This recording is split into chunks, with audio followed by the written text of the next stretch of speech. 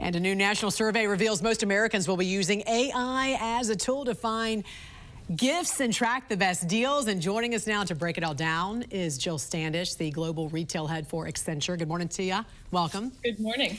87% of Americans say they plan to spend the same or more from last year, as indicative of the numbers there. I mean, that's a huge amount that was taken in on Black Friday. Is this indicative of consumer confidence headed into 2026, do you think?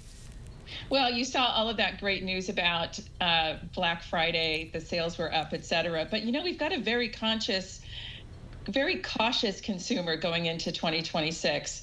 I mean, these shoppers are actually looking at prices and trying to get value.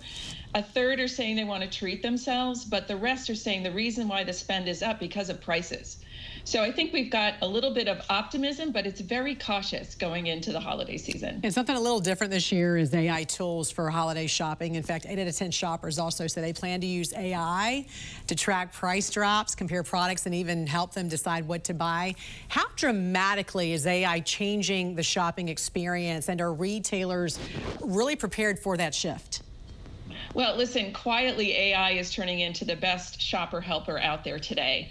I mean, we see that there's about 46% of consumers actually going to these tools. So think of ChatGPT or Claude or Gemini and saying things like, what should I buy my dad for Christmas under $100?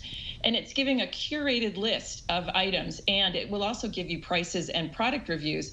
That's very different than going into the traditional search that we had in the past. So I think AI is something that all of us are starting to use. It's very conversational. It's very human-like.